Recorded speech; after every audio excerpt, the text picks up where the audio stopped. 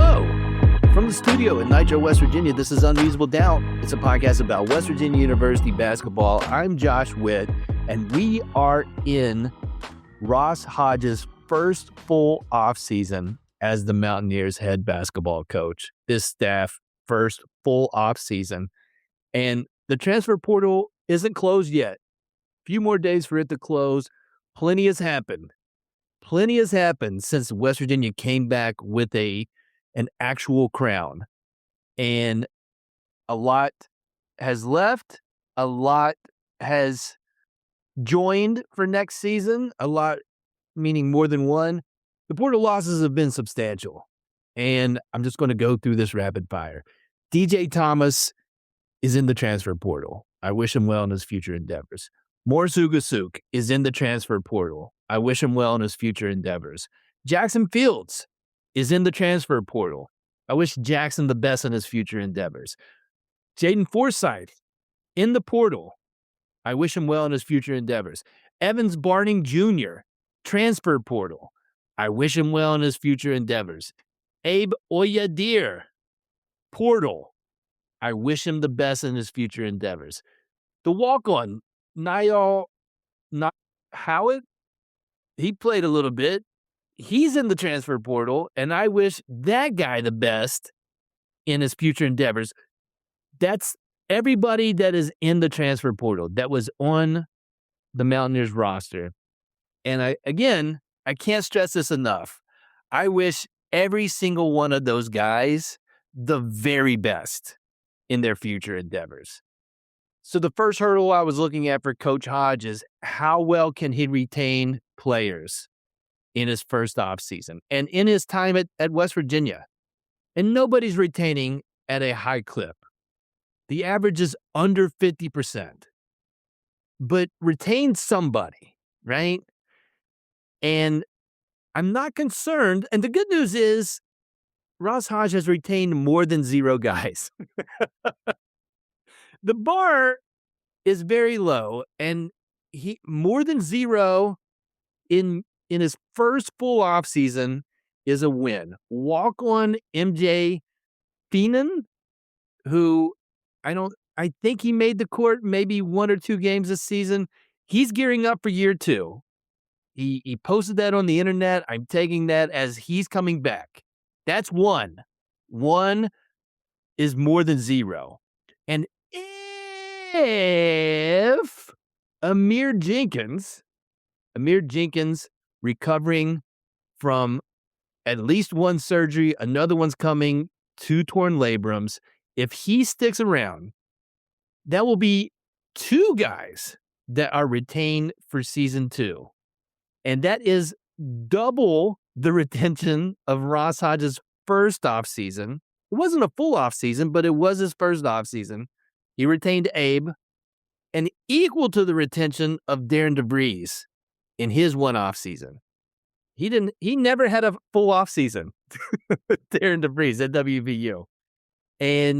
But he brought a scholarship guy and a guy who was a walk-on, who was a scholarship guy on the football side. So in the scheme of things, more than 0. And Amir Jenkins represents 7.2% of the returning minutes from last season's roster and 4.4% of the returning scoring. And those are low numbers. That's not a lot, but again, up from last season's numbers of 0% of the minutes and 0% of the scoring. So we're shooting up from 0 to 7.2 and 4.4 respectively. If Amir Jenkins returns. If he does not, if Amir Jenkins, because there's still a few days left in the transfer portal, if he says I'm out, hits the transfer portal, that will be 2 straight seasons of 0% returning minutes and points, and that's not good. That would be disappointing. Ross Hodge, in his time in Morgantown, has to figure out a way to retain players. It is part of the formula. Yes, talent is important. Yes, we're going to talk about talent in this offseason. But you've got to bring some guys back. It is part of the formula. It it has to happen for Ross Hodges' tenure at WVU to be a successful one. Got to figure out a way to do that. So that's the bad part of the transfer portal is guys leaving. The flip side is West Virginia has brought some guys in. 3 names, 3 humans. Let's start with 6'10" center Mohamed Silla. He played at Bella Vista. That's where incoming freshman phenom, I'm going to say phenom, Miles Sadler. That's where he played. Silla went to Georgia Tech for his freshman year, played 16 games, sat most of the season with a lower body injury. His stats are mostly Georgia Tech's non-conference schedule. Georgia Tech was not good at basketball last year, but the stats are impressive. Again, think about the competition. But Silla, 5 double-doubles, 5 games with 2 or more blocks, good percentage at the rim, but in the paint, shots outside of at the rim, Silla shot 32%, so not great, but you watch the highlights, and this guy is super athletic. You can absolutely see him being a rim runner, receiving lobs for Miles Sadler. Needs better health luck in Morgantown than what he had at Georgia Tech. So Silla is, as far as if you rank guys and in how they are ranked, projected portal players, Silla is the best guy Ross Hodge and company has picked up. It's not official yet, but on the way to being official. The next guy, Javen Buchanan. Javin, it's not Javon. It's Javen Buchanan, 6'8" forward who needs a NCAA waiver to play this season. Chance Moore got his waiver. We're on a 1 waiver approval winning streak at WVU. Can we go for 2 in a row with Buchanan? He spent 2 seasons at Boise State, won the Mountain West Sixth Man of the Year award in his first season. Last season, he was a starter. His shooting percentage dropped a little bit, but his other stats were similar in both seasons. The improvement was he was able to get to the foul line more often. He shoots 84% last season from the free throw line, which is great. Overall, 31% from 3, but 2 for 21 in corner threes. So as long as Buchanan stays away from the corners, he's shooting threes at a decent clip. Not a great finisher at the rim last season, but in the Chance Moore role, he actually looks like he can dribble with his left and his right hand. It doesn't matter. I'm not slandering Chance Moore. You know how I feel about Chance Moore. But Buchanan, possible 6th man. Right now, he's in the starting 4 spot. But West Virginia's got more pickups that they need to do to fill out this roster. But I welcome Buchanan. I welcome Mo Silla. And then the other portal pickup I'm going to mention, who's the second-ranked guy out of the 3, based on what people think. I just see different portal rankings, and people keep track of that thing. Finley Bizjack. Note, he's not from Anchorman. He's a college senior, 1 season of eligibility, I think. I don't know how eligibility works these days. 6'4" guard from Butler. And this guy has the ability to be a sniper. In his sophomore season, he shot 43% from 3. It dropped to 35 last season, which is not bad, but he was expected more, higher usage rate. I think that usage rate, I'm projecting, will drop back a little, maybe be the 3rd option on this team as far as scoring, and maybe help the cause to increase it closer to that 40% range. 85% free throw shooter, and he improved getting to the free throw line, similar to Buchanan. He had 10, 20-plus scoring games. So 10 games, he scored 20 or more points. He's got great hair. He's got a great name. Finley Bizjack is officially signed and will be coming for 1 season to West Virginia. So the portal closes in a couple of days. West Virginia has more moves they need to make to fill out the roster. I'll spend plenty of time this offseason talking about Miles Sadler. Oh, by the way, Jasper Floyd's in the transfer portal. I don't think he has eligibility, but he's in. That's a thing that's happening, is that guys are entering the transfer portal. They need to seek a waiver. I've already wished Jasper Floyd the best in his future endeavors, but he is also in the transfer portal. And Kingston Whitty, who was a high school recruit, he said he's going to go somewhere else. He withdrew his commitment and is on the open market. Do I wish Kingston Whitty the best in his future endeavors if he never comes to Morgantown officially? I'm going to say no. Kingston Whitty, I technically do wish you well in your future endeavors, but I don't have to say that since you never showed up. But plenty of time to talk about Miles Sadler this offseason. His high school career finished with a bang. Expectations are high. I called him a phenom. I'm not one for superlatives and getting excited about incoming guys because I just don't know a ton about these guys until they get here. But Miles Sadler has marked all the boxes. Very excited. We'll talk about him as the offseason goes on. But if you've ever listened to this podcast before, in the offseason, there's less of me rambling on, more of guests. And so my first guest of the 2026 offseason is friend of the podcast, Couz Walker. Couz talks about WVU sports on his YouTube channel, Couz's Corner, has the website wvsportschat.com, writers there talking about WVU sports. Here's my conversation with Couz.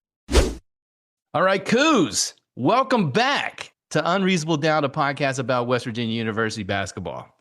What's up, man? Thanks for having me on. Yeah, absolutely. It's always a pleasure to be with you, man. Thank you. It's been a while, but you have been on at least one time. And so welcome back. And you are in the WVU sports YouTube space. And I look out there, Couz, and the options are as numerous as ever. It seems like it continues to grow. Yes, sir. Give me your thoughts as one of the guys who has been in it a while. What do you think of the increase in independent channels devoted to WVU sports on YouTube? Well, I mean, I think for the most part, it's great for the brand because it gets the WVU, name out there. It gets the brand out there, and the majority of the ones doing it are doing it the right way. There are exceptions to that, which we won't get into, but for the most part, I think most of the people representing WVU are doing it the right way and really care about the team and the program and the school and have that. Top of mind when doing their shows and whatnot. So yeah, I think it's not necessarily a bad thing. On the audio side and doing it a while, I've always like the more the better. And I don't know what the right or wrong way is. I'm guessing you don't want to dig into that, but like the idea of the numbers, I think the market will kind of determine who's going to stay and who doesn't go, or somebody Correct. like me who is doing it as a hobby and it doesn't really matter. But I think the more the better. So it's interesting to hear that. Yeah, I agree. I think so. Competition is a good thing. And it's also, like I said, in this space, it's you can actually lean on one another, whether it's be collaborating like we're doing now, or whether it's, not stealing people's ideas, but getting ideas and putting them in your own words or own as far as thumbnails go, putting your own spin on it, whatever. That's how especially on YouTube, that's kind of how it works, right? You find ideas and I like what they're doing. I'm going to take it and put my own spin on it. And of course, collaborations are always awesome too, and always fun to do. Absolutely, just like this. And so let's collaborate on WVU basketball. Absolutely. You've given your thoughts on your channel as far as year one and what do you think of Ross Hodge. Let me give the two scenarios for the end of this year and what is a better outcome. So is a better outcome for Ross Hodge's first season, making the NCAA tournament, going to Dayton and losing by 15, or what actually happened, which is not even on the bubble really, go to the college basketball crown, win 3 games and win the tournament. Which before the season would you have taken as I would rather have this as momentum going into year 2?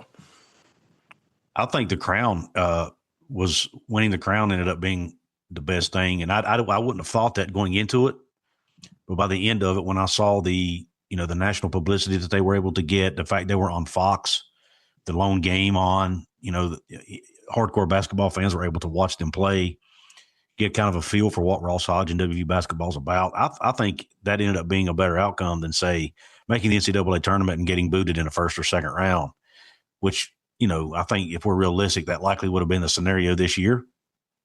So I think it worked out great for them, and I think it gives them a springboard into next season. Interesting. I'm gonna take the opposite view. Only that when you 5 years away from it, are we going to think about Honor Huff's 38 in the college basketball crown? I know we think about the NIT championship. That's the closest comparable, right? Where Beeline's last season before he moves on to Michigan, Frank Young had a bunch of threes similar to what Honor Huff did this year.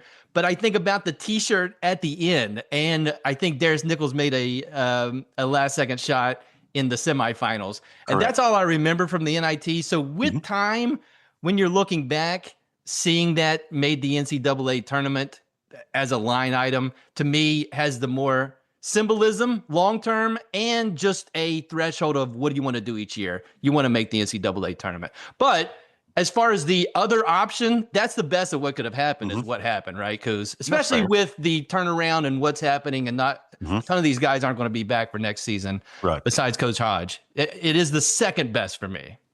Yeah, that's fair. And I get what you're saying. And there's not necessarily, I don't necessarily disagree with your sentiment. I just think if it had been year 2 or year 3 of Ross Hodge's tenure, I might have agreed with you. But by it being year 1, and the fact that I don't, without getting into individual names, I just don't know that the roster was built to be an NCAA tournament team in year 1, yet they almost still got there, Yeah. So I just think knowing that, or at least I say knowing that being my opinion, Ross Hodge might disagree. He might say it is an NCAA tournament roster, but anyway, that's why I kind of think that, just because it's year 1. Sure. And so I have a good feel where you stand with Ross Hodge. You have your audience there at Couz's Corner YouTube. Is there a consensus of what they feel about Ross Hodge and what they think of him so far? Give me your thoughts on what you hear from the people as as Ross Hodge. Yeah, it's probably 75. I think, it's probably great. I'd say a large majority of the fan base is all in on Ross Hodge so far. There's a small sentiment that feels like he's in over his head. There's a few that call him the Neil Brown of basketball. So mean. I just don't. Mean is strong because that's a negative thing towards Neil Brown, but just getting that similarities in personality, correct, is all that's happening there, and yet it feels like that's not something Ross Hodge has any control over, of being compared to the last football coach. It's not even the same sport. Yeah, I agree. I do agree there are some personality similarities, and I think that's where that comes in at. I think some people feel like because he's a quote unquote nice guy, that he doesn't have the killer instinct or the whatever. But I'm telling you, man, if you pay attention to how Ross Hodge coaches, he's fiery, man. He's fiery on the sidelines. The guys will tell you in press conferences and stuff that he gets into them at practice. He coaches them really hard. He has high expectations for his players. I think he still has that old school mentality as far as how he coaches, but he can do it in a way that the players love him and they respect him because he's consistent. And they know he's doing it for their best interest, with their best interest in mind, Yeah. So I think the personality, the way they handle the media, I can kind of see some similarities there, But as far as, he's in year 1, man. And Neil Brown was there for 6 years. I think it's a completely apples and oranges scenario. Now, if we're in year 6 and West Virginia still hasn't made an NCAA tournament, then maybe I'll agree with that sentiment. But to say that in year 1, when he didn't even have a full off season to recruit, it's totally off base in my opinion. And yet the only way he's going to shed that is to have better results, right? Agreed. To get the NCAA tournaments, to have more success.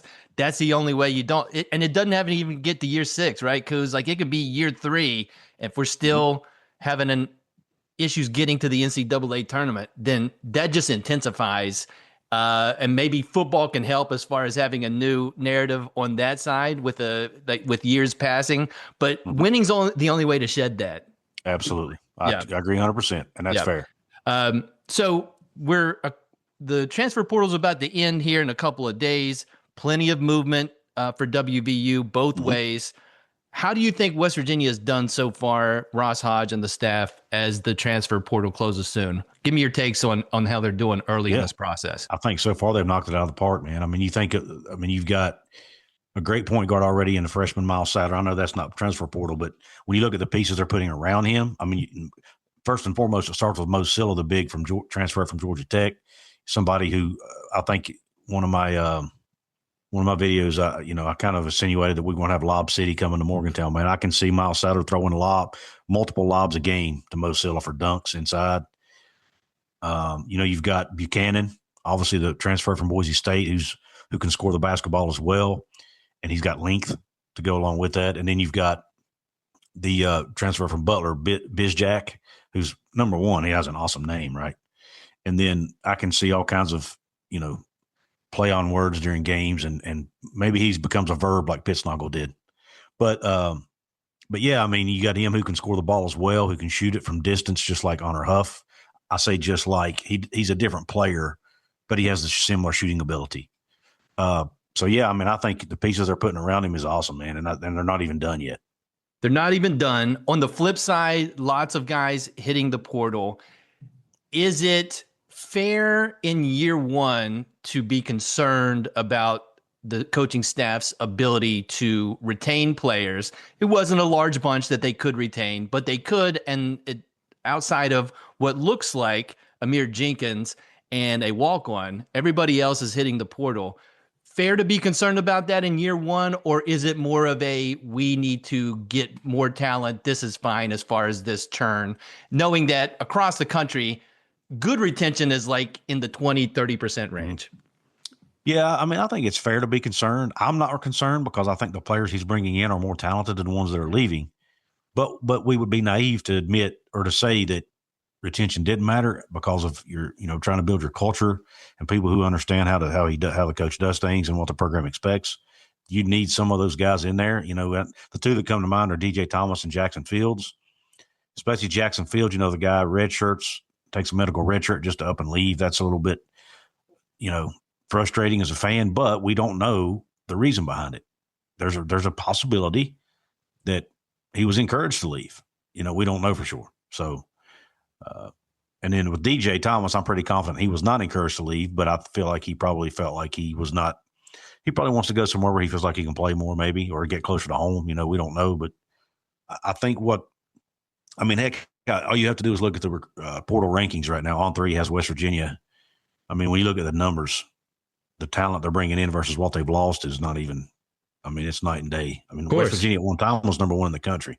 I don't know where they're at today, but at one time they were number one in the country in On3's portal rankings. So I think it's an encouraging start. And if they retain someone that has minutes and points from the previous season, that's an upgrade from the last couple of seasons. So I'm going to take that as a starting point and be glass half full on that. And like you said, with Amir Jenkins being there, that's a great starting point in and of itself, assuming he stays. And even if he's not able to play with his injury, I mean, he's still there to help guide guys along and give them feedback and help be a leader. Yeah, I just think of all the sports, basketball, chemistry, and I know it's in football and other sports, but 5 guys on the court and just the limited number of guys, I think continuity is a very important part in addition to talent in basketball. So hopefully we can see that improve down the road. You mentioned Miles Sadler. I mean, Couz, his senior year in high school exceeds the expectations of what anybody had even before, he committed in the fall, right? And then he does this season, has all these accolades, national stage as far as getting MVPs and just really all these things that, again, above and beyond what we expected. How excited are you for Sadler to be in a Mountaineer uniform next year? And is there a comparable, Couz, for somebody basketball-wise as a freshman that had this much hype going into their first season? Because I'm at a loss. It's maybe Oscar because he was McDonald's All-American. Yeah. Yeah, I think Oscar is the only one that comes to mind, especially in recent memory. I mean, you got to go back to like Kevin Jones, Jonathan Hargett. Like it's not a ton. It really Yeah, isn't. it's not, man. I haven't, and of course I follow Western basketball much more closely now that I do this than I did back then. So for me, it's probably the most hyped I've been. Maybe with the exception of Sheboy, and I think I'm even more hyped because I don't know, man. I think it's just because of where the program's been the last 4 years with all the the four new coaches, and we just need something like this. When Sheboy came in, West Virginia was a pretty good program, so it was like not that big of a surprise. You know what I mean? And when you see Miles Sadler willing to come and play at West Virginia with the struggles or at least I wouldn't say struggles, but with the adversity they've had to deal with, it makes you feel good about the future. And Yeah. maybe these days of mediocrity are over.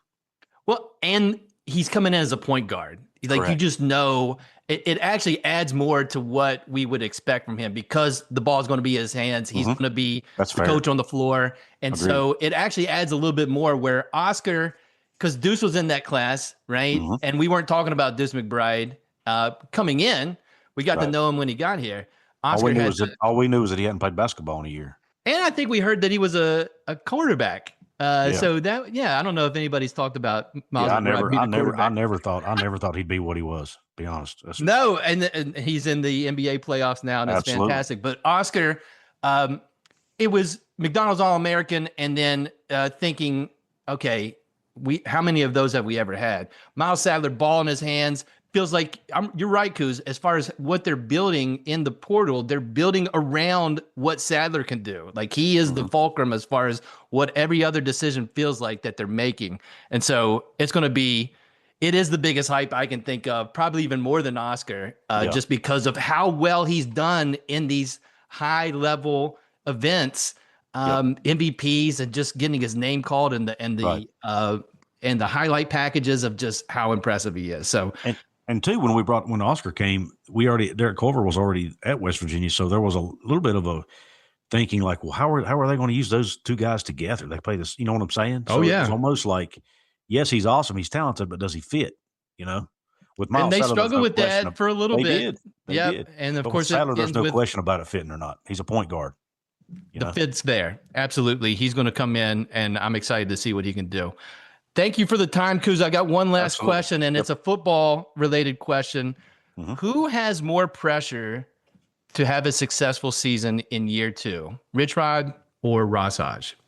I think no doubt it's Rich Rod, because he's a in-state guy. He's a West Virginia alum. It's his second stint at West Virginia.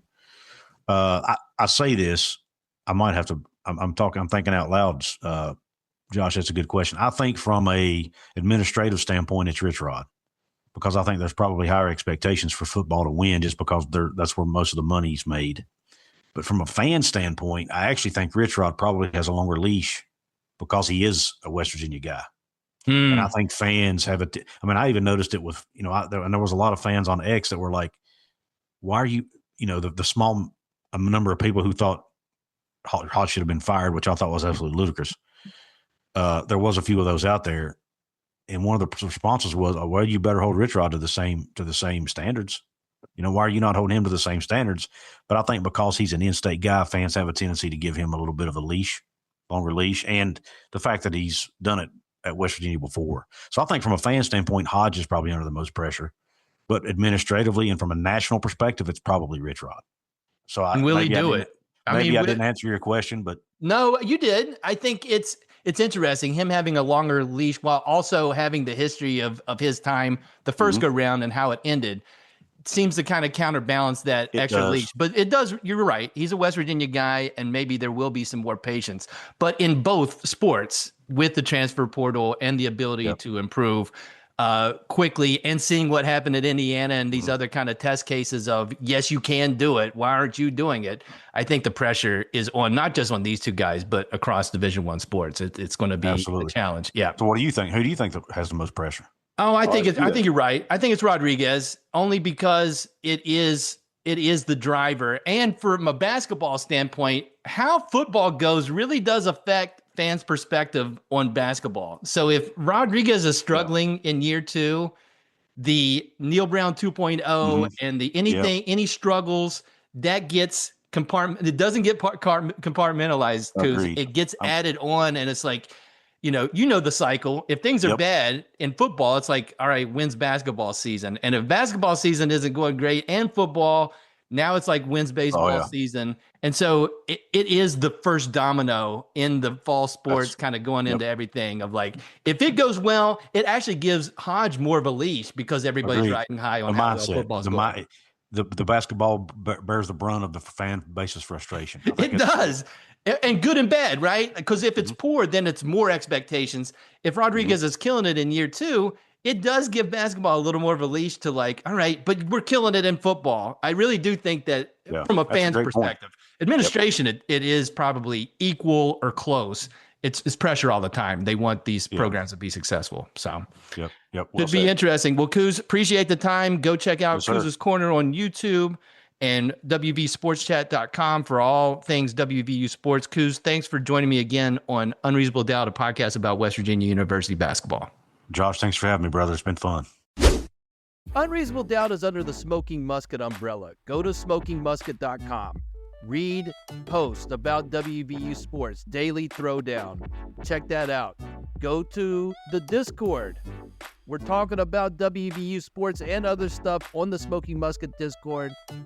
Link for that is in the show notes. Listen to West by Pod, the WVU football podcast under the Smoking Musket umbrella. Do all that stuff. Smoking Musket.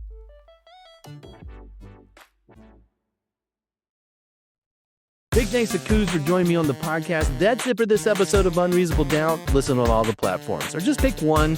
Amazon Podcast, Google Podcast, Overcast Podcast, Pocket Cast Podcast, YouTube. Until next time, I'm Josh Witt. WVU, for the 2026-2027 season, they have 0 wins and they have 0 losses.